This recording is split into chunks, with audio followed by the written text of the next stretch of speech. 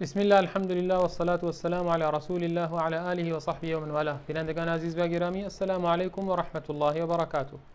در خدمت شما بزرگواران هستیم در برنامه دیگری از مجموعه برنامه دفاع از سنت و امروز میخوایم به یکی از شبهات پاسخ بدیم که توسط دکتر حسین الهی قمشه‌ای مطرح شده و سوال بینندگان بوده. ما هم میخوایم به این سوال پاسخ بدیم و با توجه به احادیث پیامبر اکرم صلی الله علیه و سلم جواب این شبهه رو ما از جناب دکتر عبدالحمید عالی میخوایم و از ایشون این سوال ها رو مطرح میکنیم و ان شاء الله جواب رو خدمت شما بینندگان عزیز عرض خواهیم کرد. جناب دکتر، السلام علیکم و رحمت الله و برکاته. خیلی خوش اومدین به برنامه. و علیکم السلام و رحمت الله و برکاته. اما نخست نمیخواید اصلا؟ چرا؟ شما یک سلام علیکی داشته باشید بعداً بله، کلیپ رو با هم دیگه می‌بینیم. منم خدمت شما و تمام بینندگان عزیز و گرامی عرض سلام و ادب دارم. خیلی خوش اومدین جناب دکتر. ببخشید بینندگان عزیز، ما کلیپ رو داریم و از دوستان در اتاق فرمان میخوایم که کلیپ رو پخش بکنن و پس از دیدن کلیپ نکات مهمی که در اون وجود داره ما سوالها رو در میاریم و از جناب دکتر میپرسیم و انشاءالله جواب رو خدمتتون ارائه میکنیم. با هم دیگه کلیپ رو ببینیم. بشر شتاب داره به دانستن، به فهمیدن. از این بچه ها که کوچیک یواش یواش بزرگ میشه میگه این چیه، اون چیه، این چیه. دائما اولی سوال بچه ها آدم ما میخواد بدونه. این عشق هم باید در ما هست، عشق به نیکویی، به جوانمردی، به عدالت، به انصاف، به انسانیت. اینا هم در همه ما هست. حظ میکنه آدم از اینکه یه جوانمردی، یک پوریای ولی پیدا میشه میگه آره من میخورم زمین که این ناراحت نشه، این پهلوان زن و بچه داره اینجا، من میخورم زمین. این ملامت اینه. ما عاشق خوبی هستیم، ما هممون مست خوبی هستیم. میگفتن وقتی داستانهای شاهنامه رو میخوندن در قهوه خانه ها، تا مدت ها مردم کار خوب میکردن. اون یکی به اون گذشت میکرد، اون یکی انتقامشو نمیگرفت، اون یکی نمیدونم میرفت محبت میکرد، اون یکی بخشش میکرد. اصلا پر از شور جوانمردی و انسانیت میشدن آدم‌ها. بنابراین ما یک عشق به دنیا اومدیم، زیبایی، دانایی، نیکویی. تمام دین‌های دیگه اگر روی این استوار باشن شأن و مرتبه پیدا میکنن. عقل ما که هر سه اینا رو میفهمه. عقل متخصص زیباییه، گفتش که غیرت عقل است بر خوبی روح، پرز تمثیلات و تشبیه نسوح. اینقدر عقل غیرت داره، عقل رو گذاشتن که این زیبایی وقت چیز نشه، به زشتی تبدیل نشه، یه وقت نیکویی به اهریمنی تبدیل نشه، یه وقت حقیقت به دروغ تبدیل نشه. این عقل رو برای همین گذاشتن. عقل متخصص زیباییه، متخصص داناییه، متخصص نیکوییه. جوان‌ها الان میپرسن از من که ما چیکار بکنیم؟ گفتم شما دینتون رو بزنید دین عشق، زیبایی، دانایی، نیکویی. هر چی دیگه عقلتون هم ویروسیاب، کامپیوتر ویروسیاب داره. شما بذاریم مثلا میگیم نه آقا این ویروس داره، این حرف ما نمیتونیم قبول بکنیم. پیر مغان به قول حافظ حکایت معقول میکنه. معذورم از محال تو باور نمیکنم. حرف محال ما باور نمیکنیم، یه حرفی بزنیم که معقول باشه. بنابراین ما میتونیم بر مبنای اون دینمون رو استوار کنیم. حالا یه کسی میگفت آقا در اسلام اول چیز قرآن، بعد سنت، بعد عقل. اینا خیلی تعجب کردم. خیلی هم با من تندی میکرد که شما این حرفتون رو پس بگید که عقل اوله. گفتم که عزیز من شما قرآن قبول کردی یا نکردی؟ گفت قبول کردم. گفتم خب از رو عقل قبول کردی از رو بیعقلی؟ گفت از رو عقل. گفتم مثلا اول عقل بوده دیگه، از رو بیعقلی که قبول نکردی، همینطوری به سرت زد اومدی این کتابو چجوری قبول کردی؟ عقل بوده اول، بعد این انتخاب کردی. بنابراین ما عقلمون حاکمه بر همه مقدرات ماست. هر دینی رو خواستیم قبول بکنیم با عقل قبول میکنیم، عرض نمیکنیم. اگر اوکی کرد ما قبول میکنیم.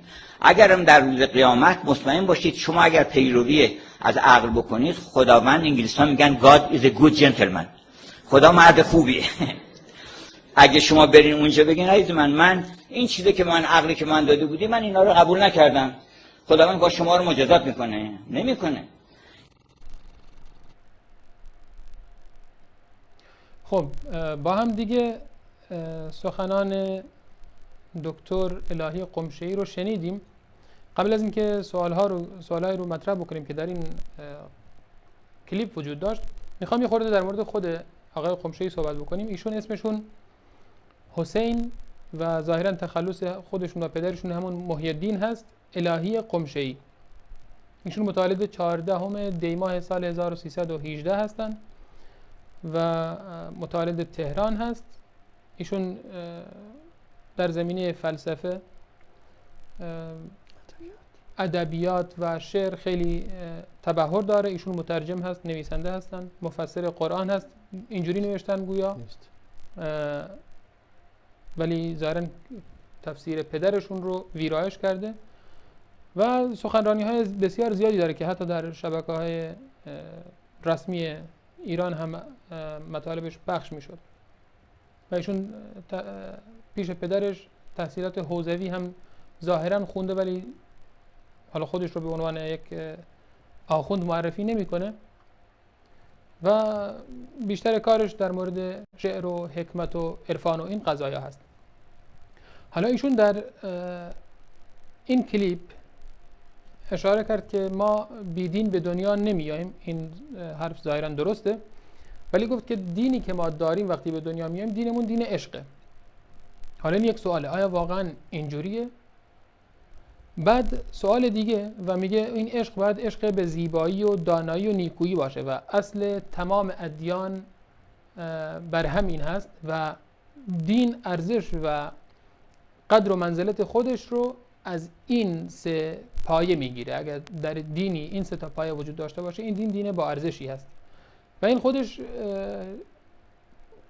به صورت غیر مستقیم داره میگه دین ها با هم دیگه هیچ فرقی ندارن، چه مسلمان باشی، چه یهودی باشی، چه مسیحی، چه مجوسی، چه بت پرست، فرقی نمیکنه. فقط شما باید این سه تا گزینه رو داشته باشی و روی اونها حرکت بکنید. بعد اینها خودشون صحبتای یعنی وقت زیادی میخواد برای جواب دادن این قضایا. این یک مرحله بعد میاد در مورد یک قضیه دیگه صحبت میکنه که عقل رو مقدم بر نقل میدونه، یعنی مقدم بر قرآن و سنت میدونه و در جواب افرادی که ازش سوال کردن آیا شما چرا مثلا میگید فقط عقل، ما باید اول از قرآن بعد سنت بعد عقل مطالب اون رو بگیریم، میگه مگه قرآن رو با عقل قبول کردی یا با بیعقلی قبول کردی؟ که جواب میشه با عقل قبول کردم. خب میگه پس عقل حاکم بر تمام مبادی ما هست و ما باید همه چیز رو بر عقل عرضه بکنیم. اگر عقل قبول کرد حتی دستورات خدا رو هم، میگه خدا تو گفتی مثلا فلان کارو بکنی، با عقل من جور در نمیاد. خدا در روز قیامت نعوذ بالله که این نقل قول را از انگلیسی ها میکنه که God is gentleman، خدا مرد خوبیه، که این در شأن خداوند متعال همچین چیزی نباید گفته بشه، این کفر هست. خداوند متعال رو به یک مخلوق تشبیه بکنیم. بعد میگه خدا ازت در میگذره اگر هم حرف خدا رو قبول نکرده باشی به خاطر عقلت. خب جناب دکتر، ما الان مطالب خیلی زیاد هستن، شبهات زیادی مطرح شد. در مورد اول ما بیدین به دنیا نیومدیم. در مورد سوال اول، دین ما عشقه که بر پایه زیبایی و نیکویی و نمیدونم دانایی، ما باید به این چیزها عشق بورزیم و بچه کوچولو به این چیزها عشق میورزه. این حرفا چقدر درست است از نظر اسلام و از نظر احادیث پیامبر اکرم صلی الله علیه و سلم؟ اولا من دوست دارم یک مقدار خاطره‌ای که با خود من قمشه‌ای دارم اون خاطره را تعریف میکنم و دوستانی که در اون با این یعنی با من همراه بودن در این خاطره‌ای که بیان میکنم الان دیگه کاملا میدونن که این چجوری هست. من خودم مدت تقریبا 2 سال در شیراز بودم، یعنی سالهای 76 و 77 من تو شیراز بودم و کجا ایشون رو دیدین؟ بله؟ کجا ایشون رو دیدین؟ الان عرض میکنم. در شیراز که ما بودیم تو مسجد، بالاخره اونجا یک مسجد اهل سنتی هم هست که توسط دکتر مظفریان خدا رحمتش کند که توسط این دولت رافضی اعدام شد، چون اون ایشان شیعه بودن، هدایت شدن و سنی شده بودند و یک مسجد هم را درست کرده بودن برای اهل سنت و بالاخره خودش که اعدام شد. ما در مسجد بودیم، به ما خبر دادن که استاد قمشه‌ای اومدن شیراز و امشب مثلا یه مراسم، یک دعوتی هست و یک مراسم و یک سخنرانی برای ایشون تدارک دیدند.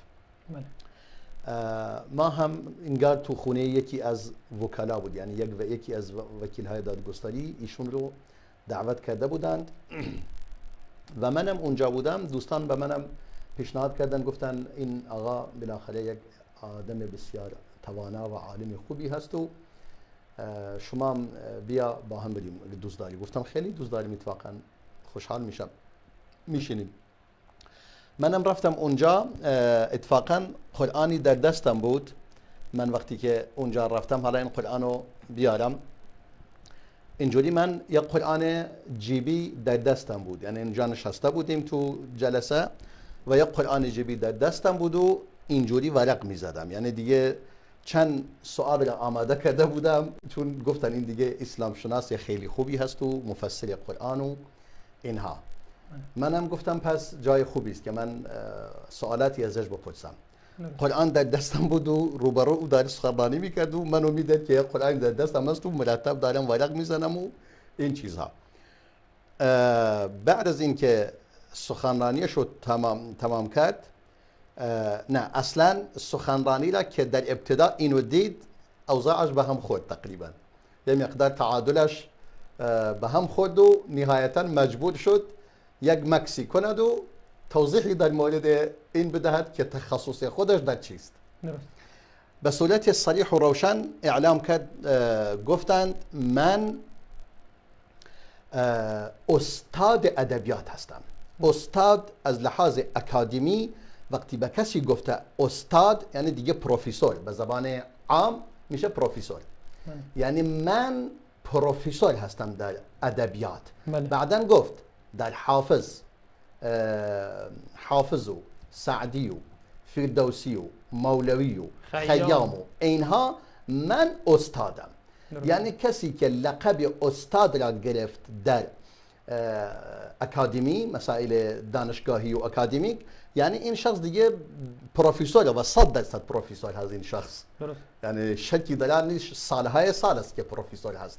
حالا من میگم 76 بوده که الان تا 96 این میشه 20 سال و 99 الان هستیم 23 سال پیش بوده این حد این وضع. یعنی اون موقع استاد بوده، شاید 20 سال قبل از اونم استاد بوده، شکی در آن نیست. گفت من استاد ادبیات هستم، یعنی با تمام قاطعیت گفت استاد هستم. در میان عامه مردم بلد نیستن که ارزش استاد در چه حدی است. این اکادمیک اونا میدونن یعنی چی. مثلا میگه فلانی استاد تمام است. در نتیجه این استاد در مورد مفسر بودن گفت اما من هیچ ادعای اسلام شناسی ندارم.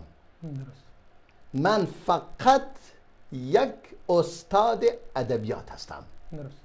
در اونجا قاطعانه دیگه منم همین که اینو فرمود قرآنم را بستم و گذاشتم تو جیبم. قرآنم تو جیب گذاشتم و دیگه تمام. گفتم نتیجتا مطالبی که من الان دنبالش هستم فایده ای ندارد.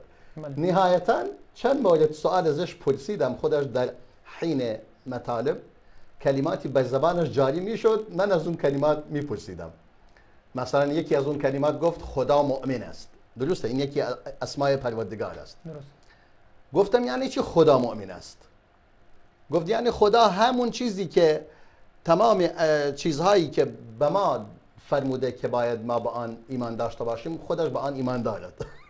گفتم یعنی معنی دیگری نداره، نمیشه بگوییم یعنی خداوند متعال امنیت میدهد، امنیت بخش است، امان میدهد. گفت بله اونم خیلی زیباست، اونم میشه. به هر صورت دیگه سوالات جزئی ازش پرسیدم و تمام. یک سوال دیگه یادم نیست سوالای دیگه، ولی این فقط یک سوال یادم هست در اینجا. در نتیجه استاد، من لقب استاد را برایش همچنان حفظ میکنم چون استاد ادبیات است و خوشبختانه استاد ادبیات است.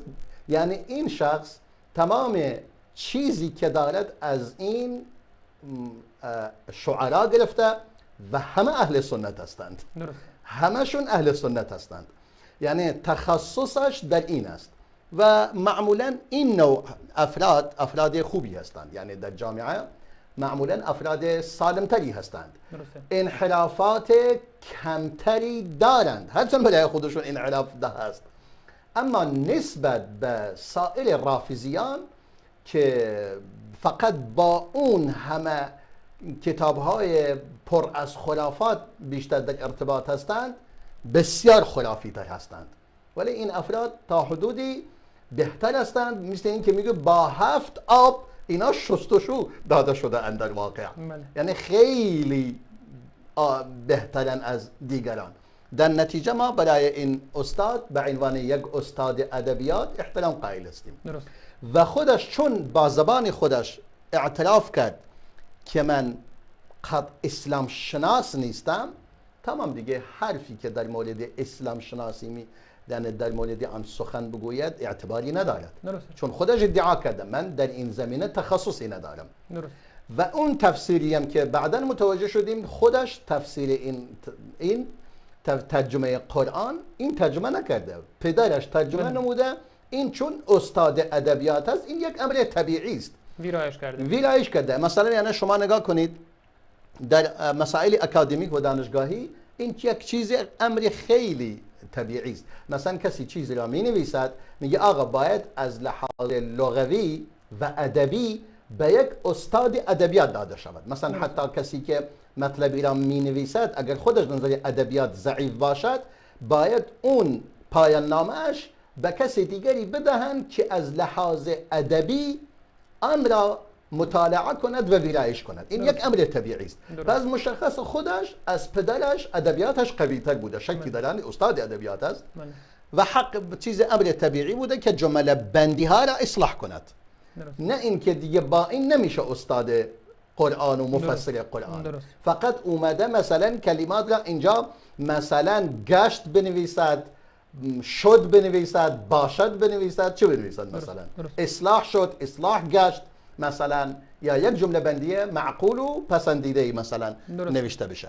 این یکی. در نتیجه این شخص در مسائل اسلامی اگر مطالبی را بیان کند به اعتراف شخص خودش که من ازش شنیدم و اون افرادم که در اونجا بودن همه شاهد هستند، این شخص تخصص و صلاحیت آن را ندارد که در مسائل دینی که مربوط به قرآن و سنت باشد سخن بگوید، مگر اینکه چیزی در حد ادبیات و آگاهی که نسبت به مسائل شعر دارد. این یکی. مورد دوم که میگوید انسان هیچ دینی ندارد، یعنی بیدین به دنیا نمی آید، منم قبول دارم، بیدین نیست، دارای دین است، اما اون دین اسلام است، نه اون دین عشق باشد. لفظ عشق یعنی نمیشه گفت این دین عشق است، این دین اسلام است به نص صریح خدا در کتاب خدا و در سنت رسول الله صلی الله علیه و سلم این بیان شده.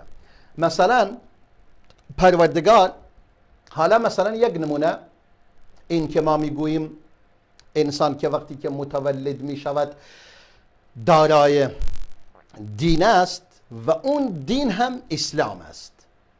اسلام به این معنی که در خدا هم در سوره روم و هم در سوره اعراف به صورت صریح به این مطلب اشاره نموده.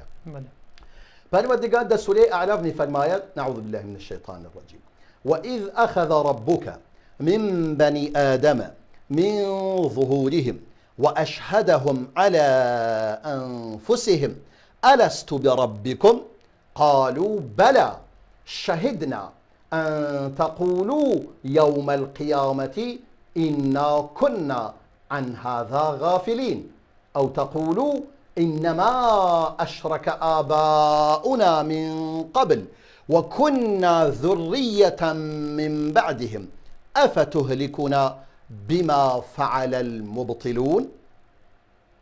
در این آیه میفرماید شما باید بیاور هنگامی که پروردگار تو، یعنی این آیه خطاب به رسول الله میفرماید صلی الله علیه و سلم، هنگامی که پروردگار تو از بنی آدم، از پشت تمام آدمیان، فرزندان آنان را گرفت و بیرون آورد. یعنی اون فرزندانی که قرار هست در آینده متولد شوند و به وجود بیایند و هر فرزندی از چه کسی میخوا متولد شود، پروردگار تمام اون فرزندان را و تمام اون کودکان، یعنی در واقع روح این کودکان و این نوزادان را بیرون آورده و آنان را بر خودشون گواه قرار داده. یعنی فرموده الستو بربکم، آیا من پروردگار شما نیستم؟ حتی کلمه الست هم در اشعار بسیار زیاد گفته می شود، هم حتی در بعضی از ترانه ها به آن اشاره می شود. در روز الست، روز الست همین الستو بربکم، آیا من پروردگار شما نیستم؟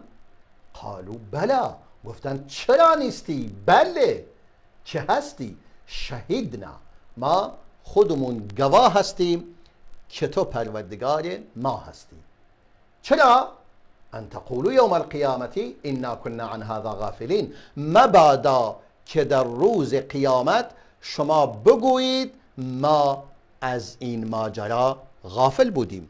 تا کسی نگوید در روز قیامت ما از این حقیقت غافل بوده ایم، یا کسی توجیه کند بگوید ما پدران ما برای خدا شریک قرار داده اند و مشرک شده اند قبل از ما و ما فرزندانی بودیم بعد از ایشان آمده ایم و راه آنان را در پیش گرفته ایم.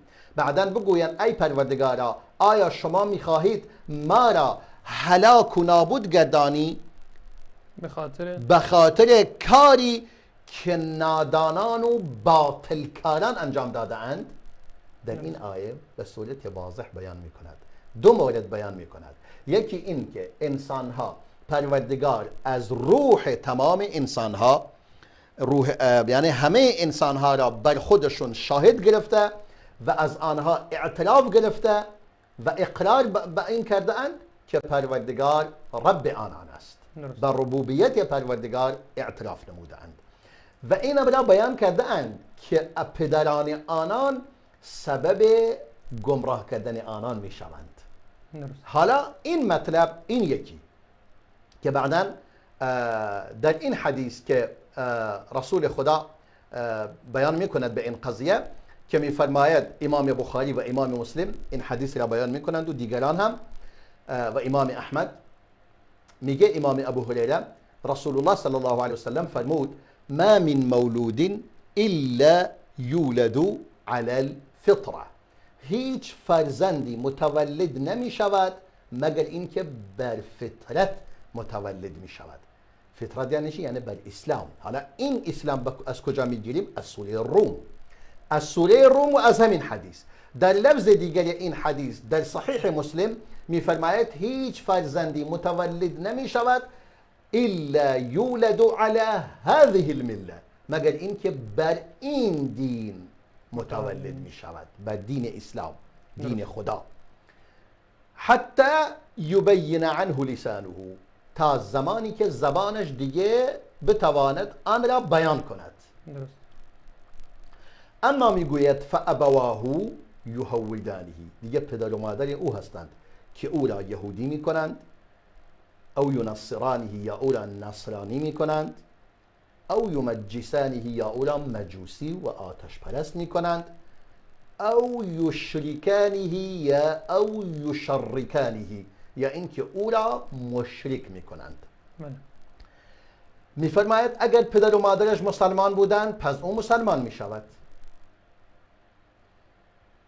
در نتیجه بعد از این فرمود همچنان که مثلا شما نگاه می کنید یک حیوان وقتی که بچه از او متولد می شود، یک بچه کاملا سالم، دست نخورده، بدون مشکل، نه شاخش قطع شده، نه گوشش بریده شده، نه دمش بریده شده، سالم.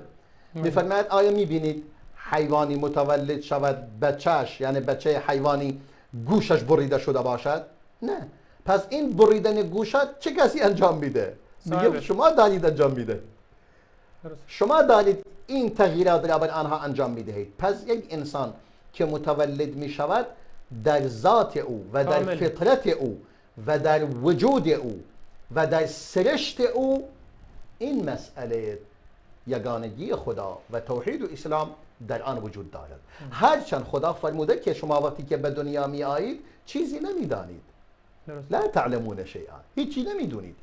اما اگر عوامل اطراف در او اثر نگذارد، او خود به خود خداشناس و اهل توحید برمی آید، تربیت می شود. بعدا فرمود اگر دوست دارید امام ابو هریره این آیه را بخونید که این آیه معنی این مطلب را می رساند. فطرة الله التي فطر الناس عليها. بهتر است که خود آیه را کامل بخونیم. در سوره روم آیه 30 می فرماید فاقم وجهك للدین حنیفا، شما روی خودت را استوار گردان برای دین به صورت حنیف، یعنی از هر باطلی روگردان باش و به حق روی بیاور. کدوم دین؟ فطرة الله التي فطر الناس عليها، همون دینی که پروردگار انسان را بر آن آفریده. خیلی واضحه، خیلی واضحه. همون دینی که پروردگار انسان را بر آن آفریده. پس لا تبدیل لخلق الله، پس خلق پروردگار که دین خداست هیچ تغییر و تبدیلی در آن نباید باشد. حالا میگه تبدیل نیست یعنی نباید باشد، نکنید دین را عوض کنید، تغییر دهید. لا تبدیل لخلق الله ذلك الدین القیم، این همان دین استوار و درست است. ولكن اکثر الناس لا یعلمون، اما بیشتر مردم نمیدانند، بیشتر مردم نادان هستند. پس در این آیه، در این دوتا آیه و این حدیث و احادیث دیگری در این زمینه کاملا روشن می شود که دین برای انسان یک امر فطری است که پروردگار در فطرت او قرار داده. البته یک نکته را اشاره کنم. حالا کسی میگوید پس اگر اینجوری باشد دیگه آمدن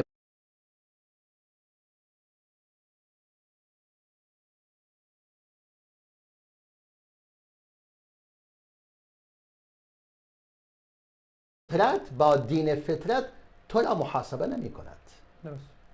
این دین فطرت فقط برای این است که شما متوجه شوید که پروردگار تمام انسانها را بر دین آفریده و بر دین از دنیا یعنی متولد می شوند و آمادگی اینو دارن که دین را بپذیرند به اختیار خودشون. در نتیجه یک نکته‌ای که خیلی مهم بود، چون خدا فرموده وما كنا معذبین حتی نبعث رسولا، ما هیچ قومی را یعنی عذاب نمیدهیم، کسی را عذاب نمیدهیم تا پیامبری برایش نفرستیم. یعنی تا پیامبران، اولا پیامبران چیکار هستند؟ میفرماید فذکر انما انت مذکر. نکته خیلی مهم است.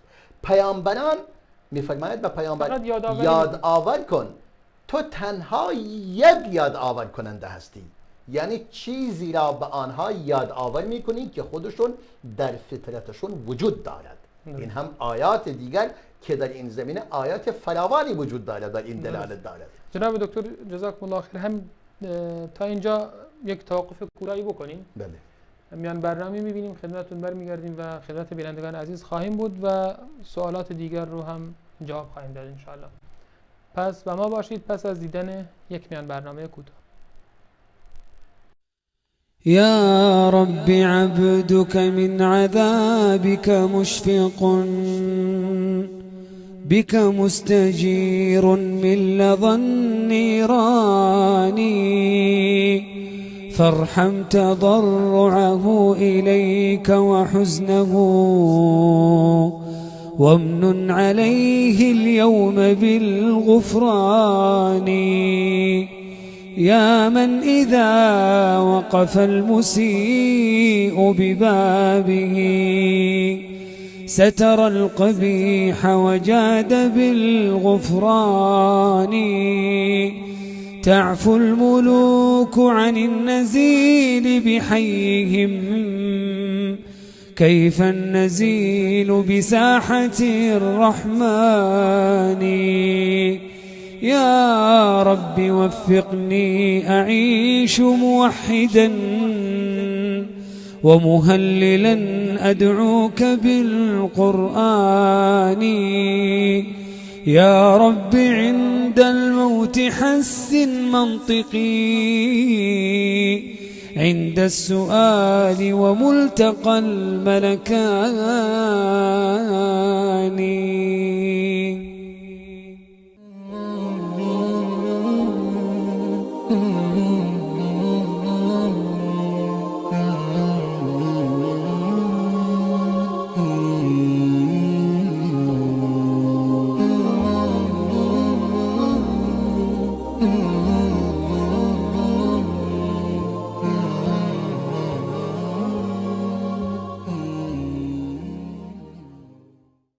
با سلامی دوباره خدمت شما بینندگان عزیز و گرامی، در خدمتتون هستیم در برنامه دفاع از سنت و پاسخ به شبهاتی که دکتر الهی قمشه‌ای در کلیپی که در بخش اول برنامه پخش کردیم مطرح کرده بودند.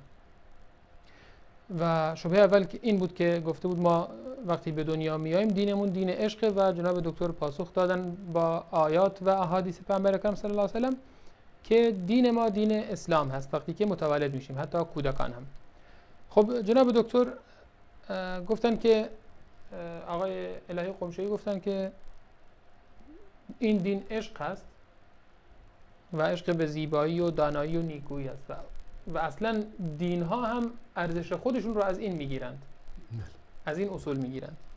بله، نکته این است، اولا این مطلبی که من بیان کردم مطلب خیلی واضح است با دلایل از قرآن و سنت رسول خدا صلی الله علیه و سلم، و این که پیامبران اون مطلب را به یاد ما می آورند. یعنی وقتی که ما را دعوت کردن تا همون روز الستو به یاد بیاوریم و همون فطرت خودمون رو دوباره برگردیم به فطرت خودمون. درست. این یکی. مورد دیگر این که میگوید مثلا دین یعنی عشق، این دیگه چیزی نیست، یعنی این مسائل عرفانی و تصوف و این چیزاست. دین یعنی عشق مثل همون مطالبی است که وحدت الوجودی ها میگن. بله. میگه ما عاشق خداوندیم. بله.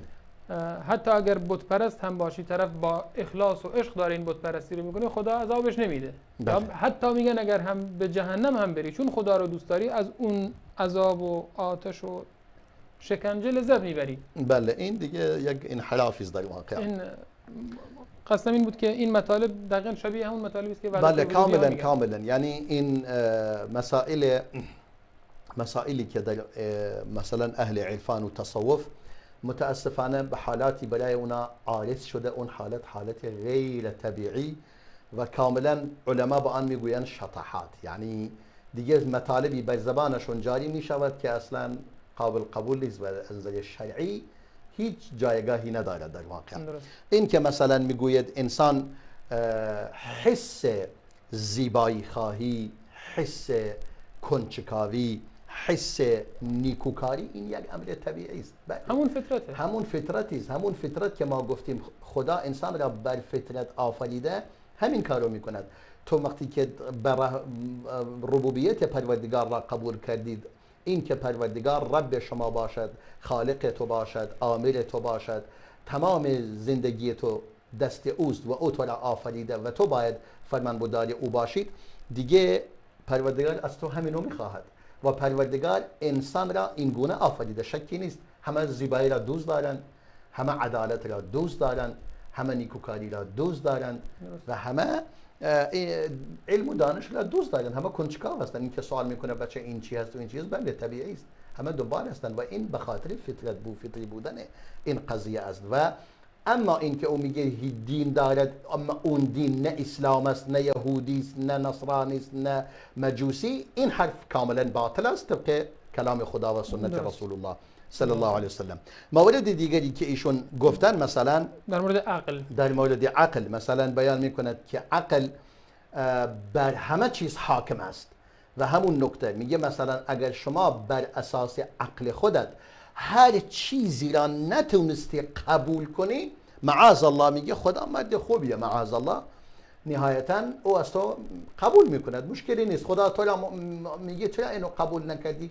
میگه عقلم نپذیرفت، همون عقلی که بهم داده بودی قبول نکرد. ولی این برعکس اون چیزی است که خدا میفرماید. در قرآن میفرماید در مورد اهل جهنم میگوید به جهنمیان میفرماید چه چیزی شما را وارد دوزخ گردانید؟ الم یأتیکم نذیر، مگر نذیری هشدار دهنده‌ای برای شما نیامد؟ قالوا بلی قد جاءنا نذیر فکذبنا. چرا؟ نذیر آمد، هشدار دهنده آمد، اما ما آن را تکذیب نمودیم. بعدا میگوید لو کنا نسمع او نعقل ما كنا فی اصحاب السعیر. اگر ما میشنیدیم، یعنی حرف پیامبران را میشنیدیم و عقل خود را به کار میانداختیم، امروز در آتش دوزخ نبودیم. یعنی در واقع اون عقل اینجوری نیست که حاکم باشد، عقل باید تابع باشد. این که میگوید آیا شما قرآن را با عقل درک کردی یا بدون عقل؟ بله، عقل شرط تکلیف است. کسی که عقل نداشته باشد تکلیفی بر او نیست. و اون که اونا میگویند اگر ما عقل داشتیم، اون عقل منظورشون این نیست. منظورشون این نیست که ما دیوانه بوده ایم، چون اگر کسی دیوانه باشد، اگر کسی هیچ بحثی برای او مطرح نیست، جهنم برای او مطرح نیست برای کسی که دیوانه بوده، چون عقل ندارد. درسته انسان باید عقل داشته باشد، اما عقل باید تابع وحی باشد. وگرنه اگر شما بگویید من با عقل خودم کار میکنم، دقیقا همون میشه که الان هست. این میگه من با عقل خودم یهودی میشوم، اون میگه با عقل خودم من نصرانی میشوم، اون میگه با عقل خودم من بیدین میشوم، اون با عقل خودم من مثلا فلان میشوم، من مثلا گاوپرست میشوم، من مثلا بت پرست میشوم، من مثلا بودایی میشوم. این نه، اگر قرار بر این باشد دیگه حق و باطلی همه مثل هم باشد، این یک حرف باطلی است. در اونجا یک حق وجود دارد و یک باطل. فماذا بعد الحق الا الضلال. بعد از حق جز گمراهی چیز دیگری وجود ندارد. قوم شعیب به همون پیامبر میگفتن یا شعیب ما نفقه کثیرا مما تقول، اصلا نمیفهمیم چی میگی. بسیاری از اون چیزا که تو میگی ما نمیفهمیم. بسیاریشو نمیفهمیم. خب آیا خدا اینا رو میبخشه به خاطر اینکه نمیفهمیدن؟ نه، چون در اصل خود عقل داشتند. اگر عقل بدون عقل بودند نه. ولی اونجا که میگه بسیاری از آن نمیفهمیم، منظور این نیست که در اصل کلام او را نمیفهمند، چون اولا خداوند متعال تمام پیامبران را با زبان خودشون فرستاده. و ما ارسلنا من رسول الا بلسان قومه.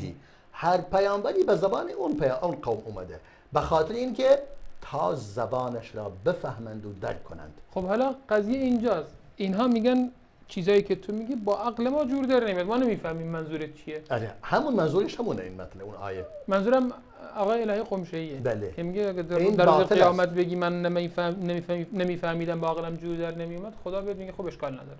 نه میگه مگر پیامبران نیومدند، مگر برای تو اتمام حجه نکردند. ولقد ارسلنا رسلنا، در اون آیه میفرماید رسلا مبشرین و منذرین لئلا یکون للناس علی الله حجة بعد الرسل و کان الله عزیزا حکیما. یعنی ما پیامبران زیادی را فرستاده ایم، بیم دهنده و مژده دهنده. تا چی؟ تا بعد از آمدن پیامبران دیگه برای مردم حجتی باقی نماند. یعنی باید حجت وقتی که به آنان رسید و تبعیت از آن کردن، بعدن اگر تبعیت نکردن اونجا دیگه محاسبه میشن. عذری ندارن. عذری برایشون باقی نمیمونه. بگه نمیفهمم، یعنی با عقلم جور در نمیومد، دیگه این عذر قابل نمیشه. قبول نیست. اگر اینجوری باشه، این چیزی که آقای قمشه‌ای میفرماید اگر اینجوری باشد دیگه نیازی به پیامبر نداریم ما. درست. چرا؟ چون دیگه مردم خودشون به قول او میگوید آقا همه عشق به زیبایی دارند و عشق به دانایی دارند و عشق به نیکوکاری دارند و تمام دیگه. مگر میگه تمام ادیان را با این میسنجیم، هر دینی این در اون نبود دیگه دین نیست، تمام شد و رفت. خیلی خوب، الان شما اینو میگی دیگه پیامبر برای چی میخوایم؟ درست. همه عاشق این هستند و این وجود دارد و تنها این هم ملاک است. دیگه پیامبران برای چی اومدن؟ چرا خداوند متعال این همه پیامبر را فرستاد؟ 124,000 پیامبر را فرستاده، با 315 کتاب آسمانی فرستاده. پس به نظر شماها، اگر شما خودتون قاضی باشید، اگر قول استاد قمشه‌ای، استاد ادبیات آقای قمشه‌ای درست باشد، دیگه نیاز به چه نیازی به این همه پیامبران بود و پیامبران چرا مردم را اذیت میکنن؟ و اصلا به قول او اگر کسی مثلا حس زیبایی دارد و بالاخره جمال خواهی و زیبایی خواهی و نیکوکاری و اینا، دیگه خیلی خوب، اون آقا عقلش این به نظر او کافیز آقا بیاید همین که مثل این رافضیان مثلا آقا عقلشون میگوید باید ما علی بپرستیم، حسین بپرستیم، امامان را بپرستیم، امامان را خدا کنیم، نمیدونیم محرم که در دین وجود ندارد بلکه گناه و خرافات و معصیت و ایناست، این را به اصل دین و اینا قرار دادند. اگر اینجوری باشه باید این همه منحرفا و خرافی ها باید دیگه درست باشد. دیگه پیامبران کار را بر مردم مشکل کردند معاذ الله. یعنی نیازی نیست. آخر این است که وحدت الوجودی ها مثلا ابن السبعین میگوید واقعا پیامبران دارن مردم را اذیت میکنن معاذ الله. میگه چرا؟ میگه مردم بت پرستی میکنن، میگن آخر اونا میگوین وحدت الوجود هست، یعنی هیچ موجودی وجود ندارد جز الله. پس وقتی که جز الله وجود ندارد، پس مردم اگر بت میپرستد الله را میپرستد معاذ الله، اگر خورشید و ماه و ستارگان را میپرستد الله را میپرستد، اگر گاو و گوسفند را میپرستد الله را میپرستد معاذ الله. به قول اونا این حرف باطل است. یعنی این نظریه کافی است برای اینکه روشن شود که خداوند متعال پیامبر را فرستاده و هر از چندگاهی پیامبری فرستاده تا اون دین را برای مردم روشن سازند. چون اگر پیامبران نیایند این دین دچار انحرافات می شود، یعنی مردم دین را به انحراف، یعنی خودشون منحرف می شوند از دین و دین را هم تغییر می دهند و تمام شد و رفت. در نتیجه این افکار و این طرز تفکر بسیار نادرست است در واقع. مثلا یکی از این همین وحدت الوجودی ها میگه فرق بین عبد و معبود، اگه بیای فرق بذاری بین اینا، این خودش شرکه. بله نباید، میگه فرقی وجود نداره. یعنی خدا و بنده مثل همند که تو بیای فرق بذاری بین اینا خود دچار شرک شدی. بله این تفکر شرکه. بله دیگه این اصلا این تفکر، من گفتم دیگه نیازی نیست به پیامبر و به کتاب آسمانی و هیچی نیاز نیست. همون دل خودت هرچی دلت خواست بکن و تواش دارم. مثلا نقل میکنن که فلانی گفته سبحانی ما اعظم شأنی، داره به خودش میگه، به جای اینکه بگه سبحان الله میگه سبحانی. بله دیگه چون فهم نمیکنه دیگه. وقتی که او میگوید تنها یک موجود وجود دارد اون هم خداست، در نتیجه خودش هم خدا هست و تمام موجودات خدا میدوند. این یک تفکر بسیار بسیار منحرفانه و در یک حالت تمام، یعنی انسان میگوید مثلا کسی داره مثلا مست میشود، در حالت مستی مطالبی را بیان میکند. این حرف این افراد شبیه به چنین چیزی است، یعنی شباهت دارد به حال اون افراد مست و اون افرادی که کاملا عقلشون از دست دادن و در حالت نداشتن عقل مطالبی را بیان میکنند که با هیچ اصول و ضوابطی سازگار نیست. سبحان الله. یکیشون گفته بنده قبل از اینکه به وجود بیاد در باطن خدا بوده، معاذ الله، و وقتی که بنده به وجود اومده خدا بنده شده در ظاهر. معاذ الله. همین دیگه، نعوذ بالله. یعنی اصلا در اینجا انکار یک خدای واقعی در اینجا می شود. بله. خدای حقیقی انکار است، انکار می شود، چون میگه خدا همین است که شما میبینید، این درخت، این زمین، این آسمان، این حیوانات، این موجودات، این نباتات همه خدا هستند معاذ الله. این دیگه فهم بسیار نادرستی است. خواستم این حدیث را بیان کنم. بله. احادیث دیگری برای تثبیت این مطلب بله. که عیاض بن حمار مجاشعی یکی از اصحاب رسول الله صلی الله علیه وسلم میگوید رسول خدا صلی الله علیه وسلم روزی یک خطبه فرمود. این حدیث امام مسلم روایت میکند. فرمود بیدار باشید که پروردگارم به من دستور داده اون چیزی که شما نمیدانید به شما یاد بده. بله. فرمود یکی از اون چیزهایی که به من یاد داده امروز این بوده که خدا فرموده هر مالی به هر کسی که بخشیده ام، به هر بنده ای داده ام، اون حلال است، نوش جان است. و فرمود من بندگانم را همه حنفا آفریده ام، همه بندگان من بر حق بوده اند و از باطل روگردان بوده اند. من همه را اینجوری آفریده ام، کلهم خلقت عبادی حنفاء کلهم، همه شد. اما شیاطین به سوی آنان آمد و آنان را از دینشان منحرف گردانید و آمد چیزهایی را بر آنان حرام کرد که من برایشان حلال کرده بودم و به آنان دستور داد که برای من شریک قرار دهند، شریکی که هیچ دلیلی بر آن وجود ندارد برای شریک قرار برای خدا. یعنی این حدیثم بیان می کند که پروردگار تمام انسانها را اهل توحید آفریده و اهل حق و اهل اسلام آفریده. جناب دکتر اگر مطلب دیگری دوست دارین بیان بکنید، من یک سوالی دارم. بله. اگر دوست داشتین مطلب خودتون رو بیان کنید بعد جواب این سوال. ایشون که گفتن عقل بر همه چی حاکمه، عقل باید حتی قبل از قرآن و سنت هم باشه. بله دیگه گفتیم این دیگه خیلی باطل است. این رو هم معتزلی ها هم میگن. بله. معتزلی ها میگن که عقل کافیه و رافضی میگوین دیگه، شیعه هم بله نه عقیده هستن. بله رافضی ها که قبلا اینا همشون مشبهه بودن. بله.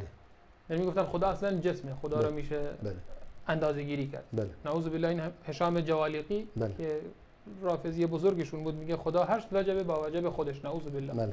میگه همه چی داره به جز فرج و لحیه. بله. بعد اینا معتزلی شدن، از این قضايا اومدن بیرون گفتن این خیلی ضایع است، آبرومون رفته تو در میان امت، اومدن معتزلی شدن. حالا این خیلی پیشرفت زیادی بود که کردن. این قضیه اگر بتونید بیشتر در موردش صحبت بکنیم، مثلا خیلی چیزا هست با عقل جور در نمیاد، مردم میگن. بله. در قرآن اومده، در حدیث اومده، اینا رو چجوری میشه با هم توفیق کرد؟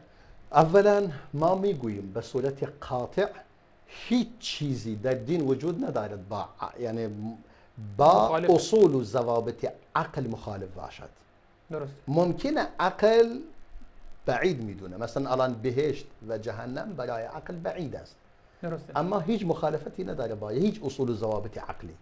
مثلا ضوابط عقلی در ریاضی مثلا میگن 1 به اضافه 1 میشه 2. بله. هرگز چیزی در شرع وجود نداره که بگه نه 2 نمیشه 2.5 میشه مثلا. بله این نمیشه، امکان ندارد. یعنی با اصول و ضوابط عقلی مثلا عقل میگوید کل همیشه بزرگتر از جزء است. درست. این یک اصول عقلی است.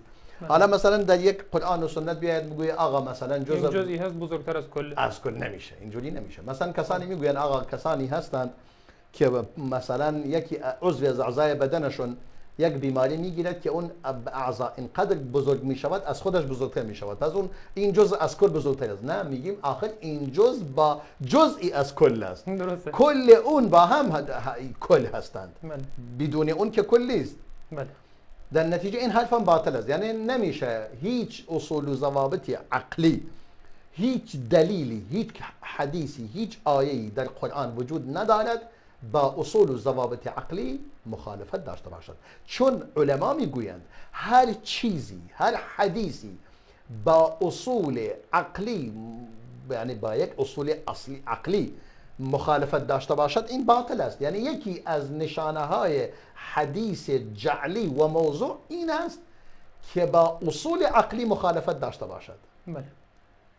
متوجه هستی؟ پس شما قطعا چنین چیزی نخواهید دید نه در قرآن وجود داره نه در سنت. اما چیزهایی هست که عقل انسان با آن در ارتباط نبوده، سر و کار با آن نداشته. و این که خدا مثلا میفرماید در بهشت، مثلا خدا میفرماید فیها ما تشتهیه الانفس و تلذ الاعین، مثلا بعدا در حدیث میفرماید چیزهایی وجود دارد ما لا عین رأت ولا اذن سمعت ولا خطر على قلب بشر. چیزهایی دارد نه چشم آن را دیده، نه گوش آن را شنیده، نه به دل کسی خطور کرده. پس این مطلب ولی هیچ مخالفتی با عقل ندارد، با اصول عقل و ضوابط عقلی ندارد این مطالب. مثلا این که مثلا ما عادت کردیم مسائلی وجود دارد، مثلا اگر ما با عقل دنیایی بسنجیم ممکنه بگیم این غیر معقول است. مثلا این که مثلا چیزی را در آتشی بیندازید ولی نسوزه، اون چیز قابل یعنی نسوز نباشد چیزی باشد بسوز باشد، قابل سوختن باشد، قابلیت اشتعال داشته باشد، اونو بذارید تو آتش میسوزه. ولی خداوند متعال انسان را تو آتش میذارد ولی میسوزد، پوستش میسوزه ولی دوباره ترمیم میشود، دوباره ترمیم میشود. این هیچ با هیچ اصول عقلی مخالفتی ندارد این کار.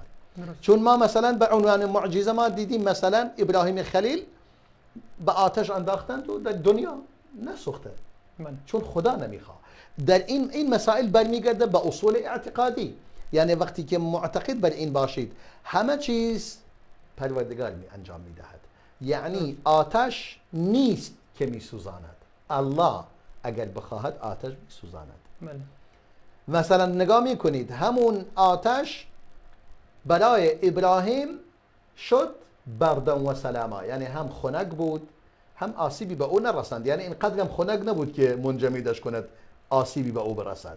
چون جا گفت کونی بردن و سلاما. علما میگوین اگر نمیفرمود سلاما ممکن بود اینقدر سرد میشد دیگه سرد شود کاملا او از این لحاظ آسیب ببیند. ولی اینجوری نیست. مثلا همون رود نیل سبب غرق فرعون و تمام فرعونیان شد و سبب نجات موسی و پیروان موسی شد. درست. نتیجه 3 دقیقه به پایان برنامه مونده، اگر مطلبی هست در خدمت. میخوام این حدیث دیگه را بیان کنم در صحیح بخاری بلکه صحیح مسلم و بخاری برای تأکید بر این مطلب. یعنی احادیث زیادی من در این زمینه در واقع در نظر گرفته بودم که بحث کنم که نرسیدیم. مثلا عمران بن حسین میفرماید، ابو عمران میفرماید من از انس بن مالک رضای خدا بر او باد شنیدم که پیامبر خدا صلی الله علیه و سلم فرمود پروردگار فرمود برای اون کسی که در آتش جهنم هست و سبکترین عذاب را دارد، میفرماید آیا اگر آنچه که در زمین هست مال تو بود الان میدادی که از این عذاب نجات پیدا کنی؟ میگوید بله. خداوند متعال میفرماید من چیزی که از تو خواستم خیلی از این آسان تر بود. تو در پشت آدم بودی، از تو خواستم که برای من شریک قرار ندهید، اما شما امتناع ورزیدید و برای من شرک ورزیدی. این حدیث هم بیان میکند که انسان در پشت آدم بوده، خدا از او اعتراف گرفته که باید اهل توحید باشید. در اونجا قول داده ولی اینجا زیر قولش میزنه در دنیا. وقتی که اومده زیر قولش زده نهایتا. این هم اگر وقت تمام شده دیگه به این حدیث پایان میدهیم. و بله بارک الله فیک جناب دکتر، استفاده کردیم و جواب سوال ها رو الحمدلله کامل گرفتیم. الحمدلله. یک نکته دیگر هم بگویم اگر اجازه هست. بله. اون هم این است که در یک حدیثی وجود دارد که حتی اولاد کافران هم در بهشت هستند. درست. این دلیل بر چی بود؟ بر این است این دین فطری است. چون پیامبر صلی الله علیه و سلم میگه من وارد بهشت، یعنی در خواب میبیند وارد بهشت میشود، در اونجا مرد پیرمردی میبیند و تعداد جوان کودکان کنارش هستند. بعدن از در خوابش سوال میکند، جبریل و میکائیل هستند، سوال میکنند دیگه این که بود؟ فرمود اون ابراهیم بود و اون کودکانی بودن که پدر و مادرشون مشرک بوده و خودشون در حالت کودکی فوت کردند و الان در بهشت هستند. سبحان الله. این دلیل بر این است که این کودک به کودکی که میمیرد حتی اگر پدر و مادرش هم کافر باشند او اهل بهشت است. درست. جزاکم الله خیرا. بینندگان عزیز و گرامی، در اینجا به پایان برنامه رسیدیم.